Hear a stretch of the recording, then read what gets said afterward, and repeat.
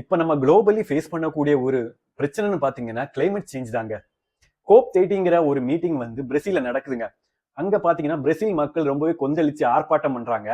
So இந்த கோப்புங்கிற meeting வந்து எல்லா கண்ட்ரீஸும் வந்து இந்த மீட்டிங்ல பங்கெடுத்து அவங்களோட கண்ட்ரீஸ்ல எப்படியெல்லாம் இந்த கிளைமேட் சேஞ்சுக்கு அகேன்ஸ்டா என்ன ஃபைட் பண்றாங்க, என்ன கிரீன் ஹவுஸ் கேஸஸை எப்படி குறைச்சிருக்காங்க, அவங்களோட ஃபியூச்சர் பிளான் என்ன கிளைமேட் சேஞ்சுக்கு அகேன்ஸ்டான்னு சொல்லி இந்த மீட்டிங்ல ரெஜிஸ்டர் பண்ணணும், பேசணும். ஸோ அதான் இந்த COP30ங்கிறது 30வது மீட்டிங் வந்து பிரேசில்ல நடக்குது.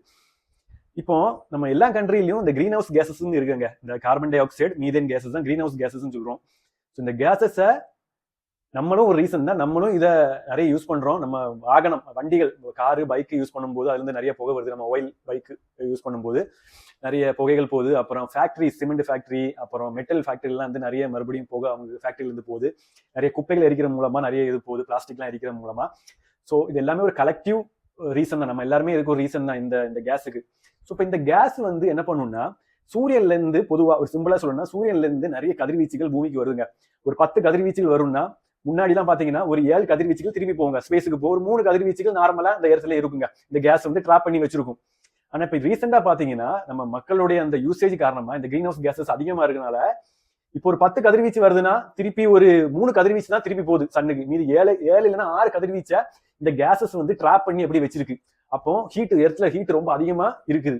அதனாலதான் சம்மர் டைம்ல அதிகமா நம்ம ஹீட் நம்ம ஃபீல் பண்றோம். ரீசெண்ட் டைம்ல நிறைய இடத்துல ஹை ஹீட் நம்ம ரெஜிஸ்டர் ஆயிருக்கு. மலைகள் வருது, அதிக ஃப்ளட் வருது எல்லா இடத்துலயும். இந்த ஹீட் மூலமா இந்த பனிமலை கிளாஷியர் வந்து உருகி வந்து அங்குள்ள தண்ணி வந்து அந்த கடல்ல வந்து சேர்ந்து கடலினுடைய லெவல் இன்க்ரீஸ் ஆகி மறுபடியும் ஃப்ளட் வந்து அங்குள்ள ஃப்ளட் இந்த விவசாய நிலங்கள்லாம் அழிச்சு அப்புறம் இந்த ஃபுட் கிரைசிஸ் எல்லாம் வருதுங்க. ஸோ இப்படி நிறைய பிரச்சனைகள் இருக்கு இதுல. ஸோ இப்போ இந்த COP30ங்கிற அந்த பிரேசில் நடக்கும்போது அங்க என்ன பிரச்சனை, அங்க எதுக்கு மக்கள் ஆர்ப்பாட்டம் பண்றாங்கன்னா, இந்த 100 வருஷமா இந்த ஃபோசில் ஃபியூயல் கேஸை யூஸ் பண்ணி இந்த எர்த்தை பொல்யூட்டட் பண்ணது யாரும் பாத்தீங்கன்னா ரிச் கண்ட்ரீஸ் தாங்க. ஸோ முன்னாடி இந்த UN இந்த மீட்டிங்ல ரிச் கண்ட்ரீஸ் வந்து புவர் கண்ட்ரிக்கு ஃபினான்ஸ் பண்ணணும்னு சொல்லி ஒரு பேச்சுவார்த்தை இருந்துச்சுங்க. அவங்க கொடுக்கலான்னு சொல்லியிருந்தாங்க.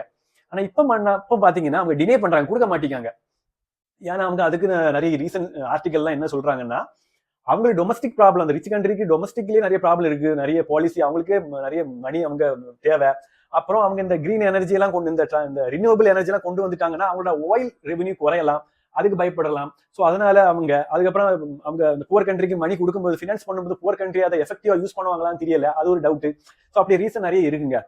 ஸோ அதனாலதான் இந்த பிரேசில்ல இந்த ஒரு ஆர்ப்பாட்டம் நடக்குது. ஸோ இந்த இந்த கிரீன் ஹவுஸ் கேஸஸுக்கு, இந்த ஃபோசில் ஃபியூயல் கேஸுக்கு நம்மளும் ஒரு ரீசன் தான். ஸோ இது நம்மளும் ஒரு ரெஸ்பான்சிபிலிட்டி எடுத்துருக்கணும். இதை பத்தி நமக்கு ஒரு அவேர்னஸ் இருக்கணுங்க. அதுக்கு தான் இந்த வீடியோ.